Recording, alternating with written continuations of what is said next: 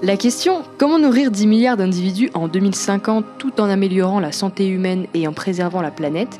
est une question qui revient de plus en plus fréquemment compte tenu des circonstances mondiales actuelles.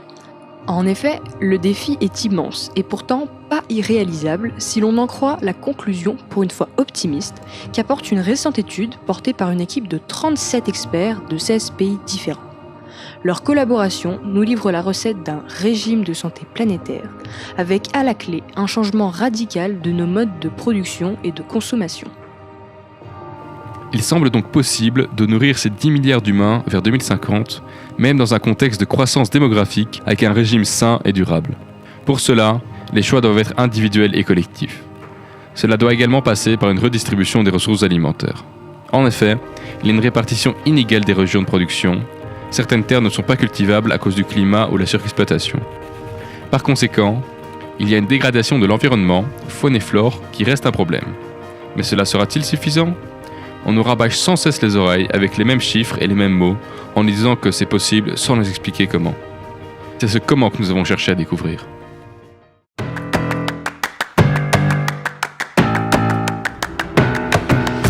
Un écosystème est un ensemble d'organismes vivants qui vivent et interagissent les uns avec les autres, ce qu'on appelle la biocénose, et avec leur environnement, ce qu'on appelle le biotope. La matière et l'énergie y sont produites, consommées et recyclées avec peu de pertes, mais il est globalement peu rentable. Les écosystèmes voisins échangent également un peu de matière et d'énergie.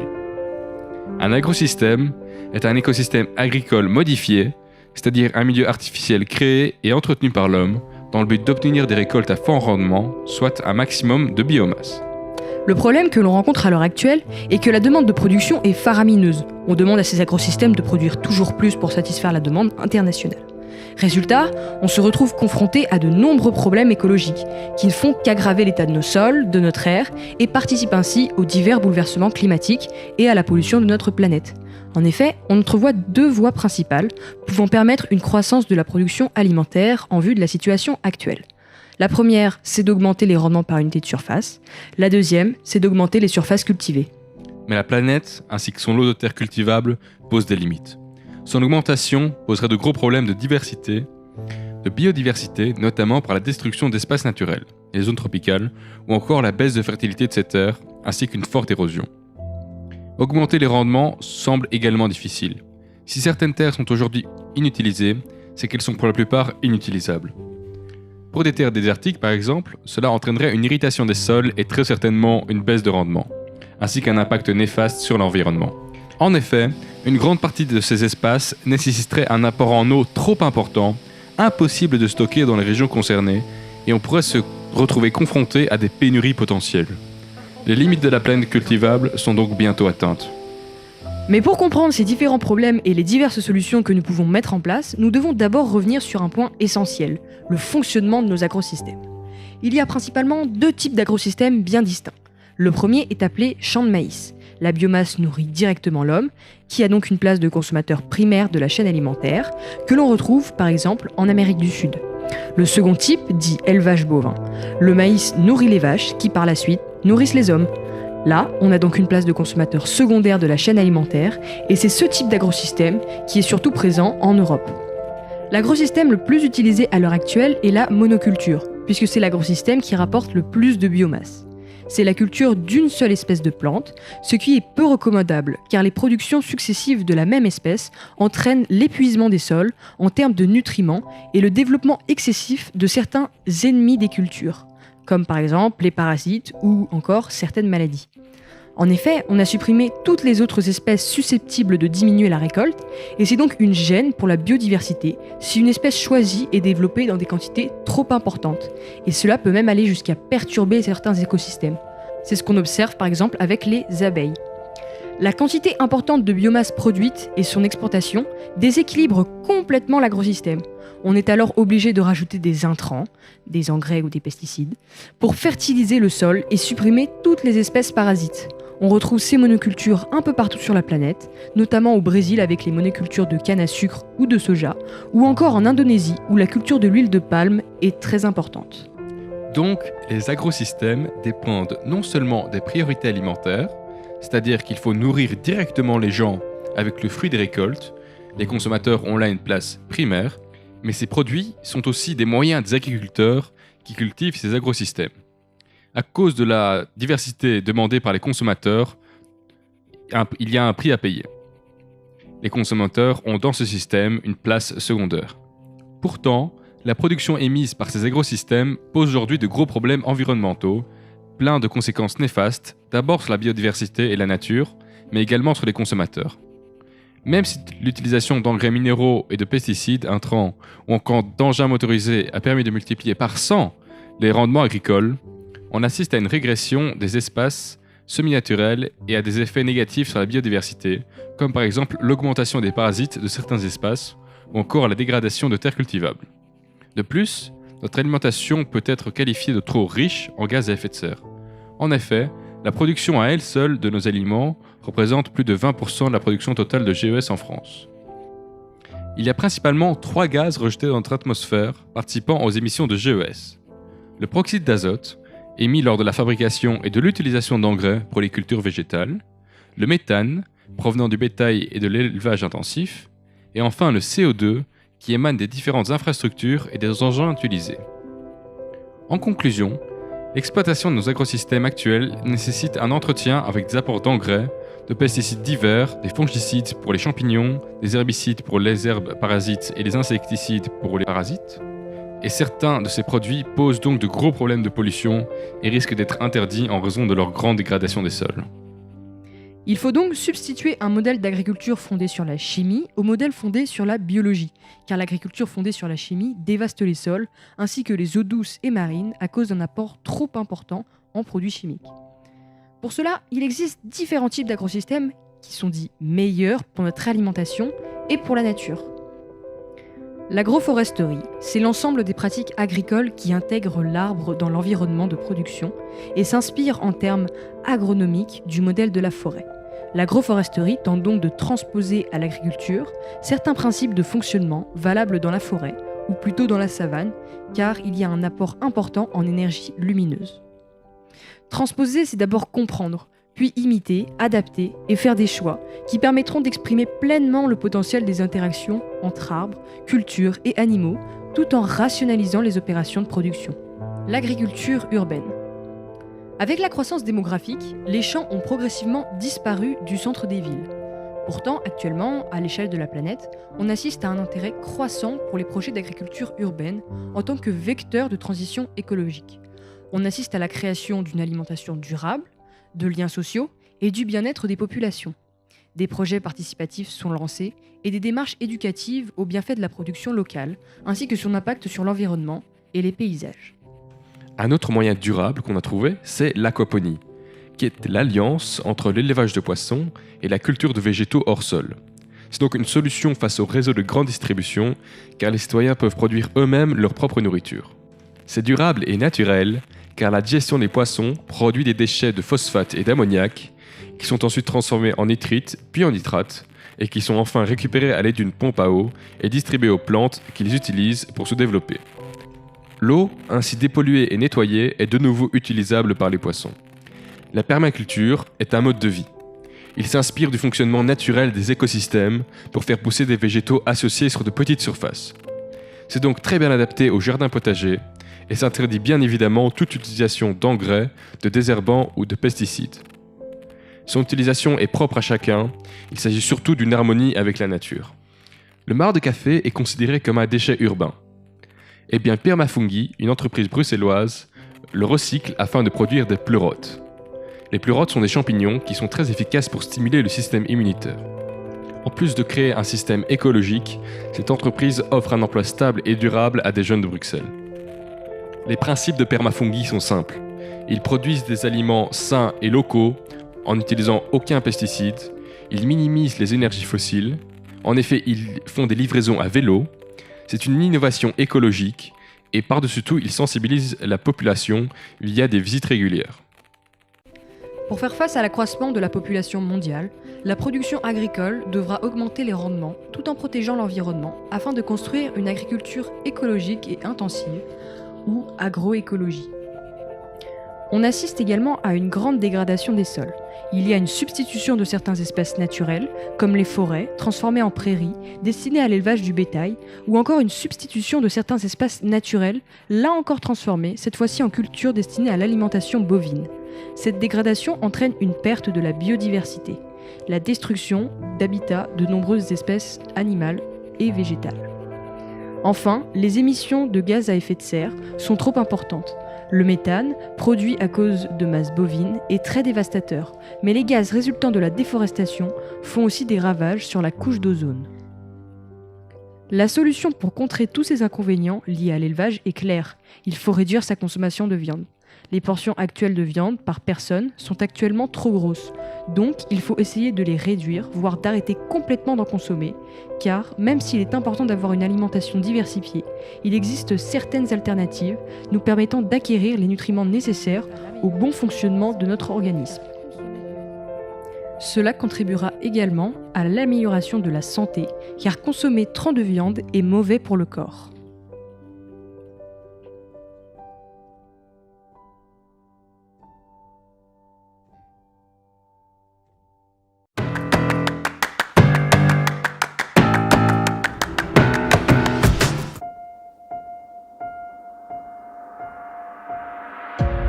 Le commerce international de la nourriture s'est intensifié depuis les dernières décennies.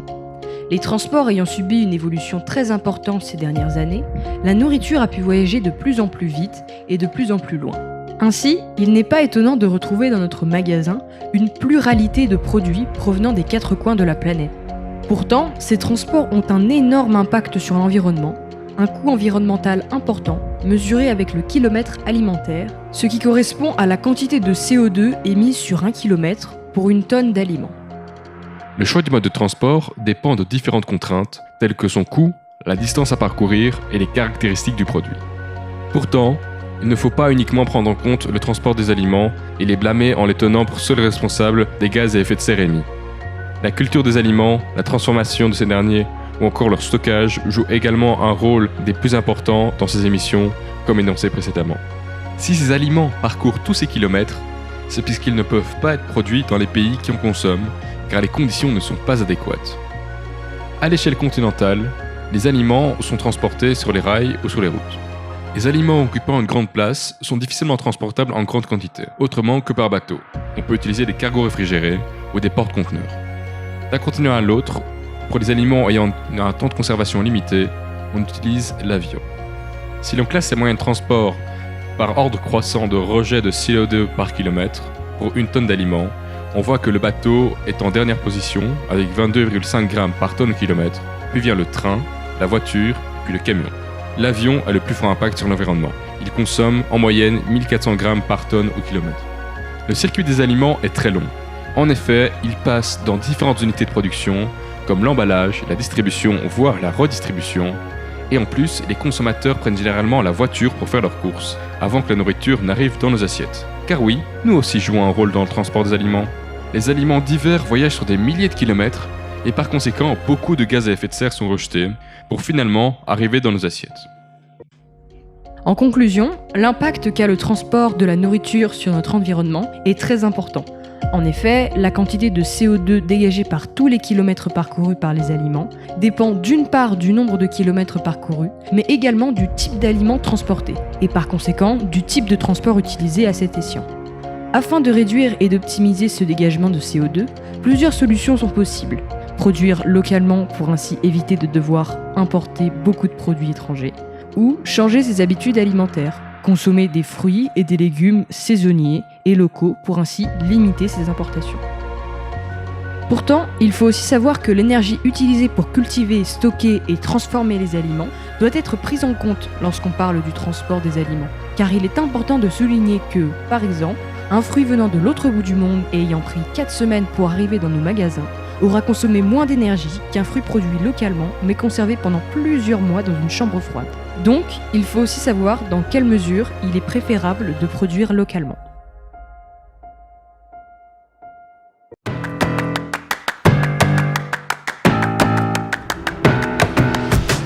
On voit que la façon dont une grande partie de la nourriture est produite est une façon qui est extrêmement néfaste pour la Terre. Donc, depuis la fin de la Seconde Guerre mondiale, déjà, on avait commencé un peu avant, mais c'est vraiment le début de la culture intensive, de la culture industrielle, où on voit que on a donc voulu rentabiliser un maximum, et pour rentabiliser un maximum, on a fait des monocultures sur des très grands terrains, sur des territoires énormes, et tout ça a eu comme conséquence que la terre est devenue de plus en plus infertile, et qu'on arrive maintenant à des endroits où il n'y a plus rien qui pousse.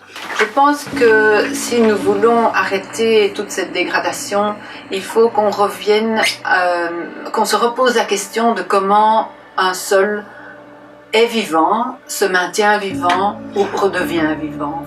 Et donc je pense que l'agriculture intensive fait exactement le contraire de ce qu'il faut faire. Les études qui ont été faites par la FAO montrant qu'on pouvait très bien cultiver en bio et nourrir la planète. Donc c'est pas du tout quelque chose qui est utopique, malgré ce qu'on voudrait bien nous faire croire.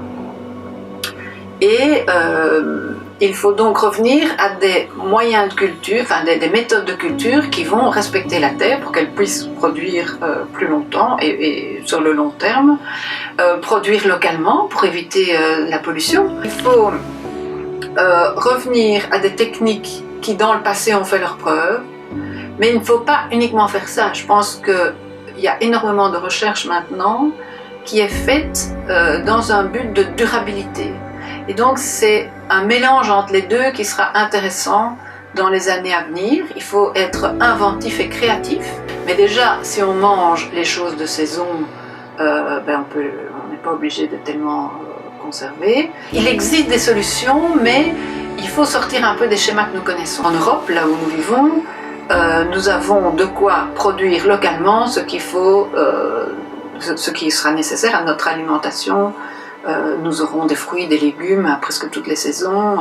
Dans notre régime traditionnel européen actuel, il y a encore beaucoup trop de protéines animales. Il y a pour le moment pas mal d'expériences qui sont faites en ville, de potagers sur des toits, de potagers sur des zones qui ont été un peu abandonnées, etc. Les Anglais sont très pionniers dans cet ordre d'idées, de même que certaines villes américaines, comme par exemple Detroit, où vont, me semble-t-il, une période de grand déséquilibre où,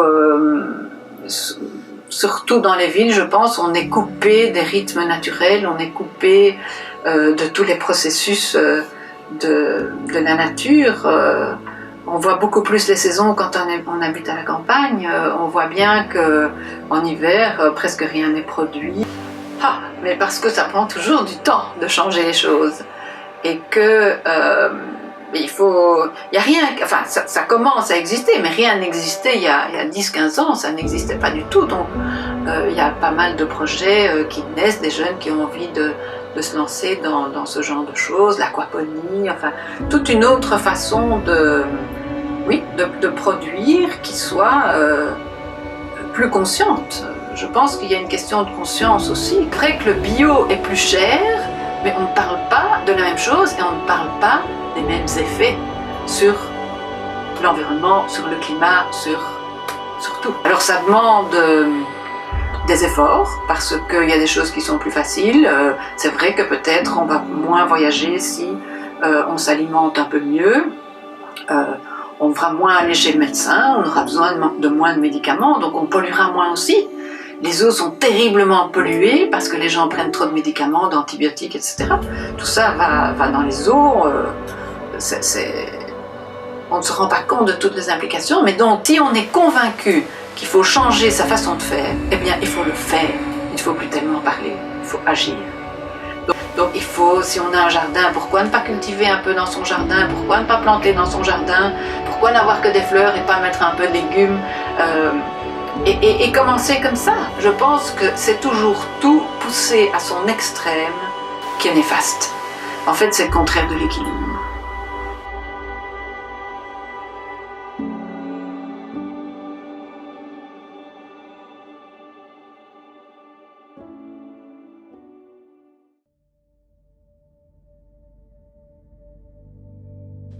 L'alimentation et le budget incontournable qui doit lui être dédié devient de plus en plus grand chaque année. En raison de crises alimentaires survenues ces dernières années, ou encore une augmentation du prix de certains produits, les Français modifient leur comportement alimentaire. En effet, depuis les années 60, les Français ont sans cesse réduit la part de leur budget consacrée à l'alimentation. Celle-ci représentait presque 20% des dépenses en 2014, contre 35% dans les années 60, selon la dernière enquête de l'INSEE sur le sujet en 2015. Chaque mois, les Français déclarent dépenser en moyenne 400 € pour s'alimenter, une somme en augmentation selon 71% des personnes interrogées. Ce chiffre comprend les courses au supermarché, ainsi que les poches déjeuner, par exemple dans les cantines scolaires et ou dans les repas d'entreprise. Dans le détail, on distingue de fortes disparités selon la situation familiale, la catégorie socio-professionnelle ou encore le niveau de ressources des personnes interrogées. Ainsi, les foyers français à fort revenu ont une plus grande partie de leur budget dédié à l'alimentation qu'un foyer à revenu modeste. Pareillement, les couples avec enfants déclarent dépenser plus dans ce domaine que les couples seuls. L'âge peut également être un critère à prendre en compte.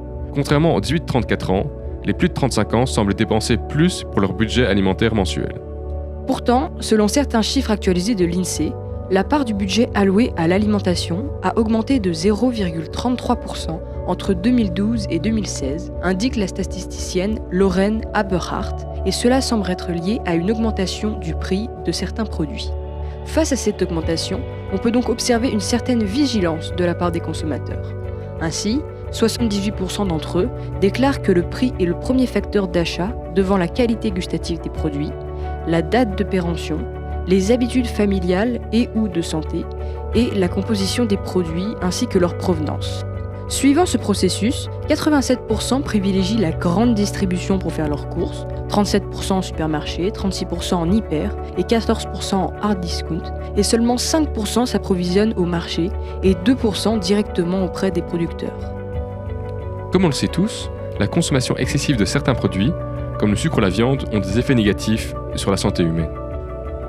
Le sucre est présent dans la quasi-totalité des aliments. Il faut donc essayer de limiter la consommation de sucre ajouté à la ration énergétique totale, soit pas plus de 5% par jour. Pour déterminer votre besoin quotidien en énergie, si vous ne faites pas d'activité physique, il faut entre 25 et 30 kcal multipliés par votre poids en kilos. Mais il faut également prendre en compte la présence de sucre dans certains aliments comme le ketchup. Et pour cause, tout le sucre que nous consommons, nous le gardons car aucun de nos organes, dits indulgents, n'élimine de lui-même notre surconsommation, même si une dose de sucre quotidienne est requise et vitale, et en particulier au cerveau. Cela signifie que celui-ci est conservé au sein de notre organisme.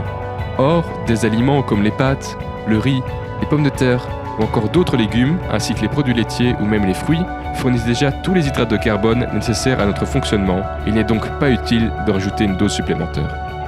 En 2015, le Centre international de recherche sur le cancer a classé la viande rouge et la viande transformée, comme la charcuterie ou les saucisses, comme probablement cancérigènes pour l'homme. La même année, une étude de l'Anderson Cancer Center à Houston aux États-Unis a lié la viande cuite au cancer du rein, la viande grillée étant la plus néfaste d'entre toutes. La surconsommation de viande augmenterait donc les risques de cancer et de maladies cardiovasculaires, de diabète ou encore d'inflammation de l'intestin. Les qualités nutritionnelles de la viande ne la rendent pourtant pas indispensable et il est donc possible de remplacer cette consommation avec d'autres aliments. Le régime alimentaire journalier, préconisé par les experts pour un apport total d'environ 2500 calories, est donc composé de céréales complètes comprenant le riz, le blé, le maïs, etc., de féculents comprenant les pommes de terre ainsi que le manioc, de légumes, de fruits, de produits laitiers, de protéines, de graisses ainsi que de sucre ajouté. Les investissements personnels qui sont demandés passent par une prise de conscience de chacun, mais également par une prise en compte des sacrifices nécessaires à la réalisation de ces idéaux. Il va donc falloir réduire certains budgets pour favoriser la prise de meilleurs aliments, même s'ils sont plus chers.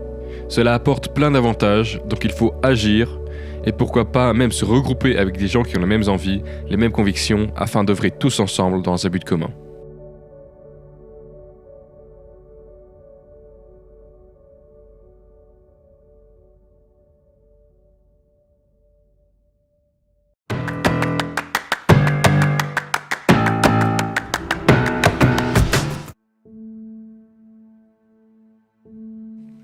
D'après une estimation de l'Organisation des Nations Unies pour l'alimentation et l'agriculture, le bilan des pertes alimentaires et du gaspillage est alarmant. Sur l'ensemble, on constate sur les différentes productions, 30% des céréales sont gaspillées, tout comme 20% des produits laitiers ou 35% des poissons et fruits de mer. En plus, 20% des viandes sont perdues, ainsi que 45% des fruits et légumes.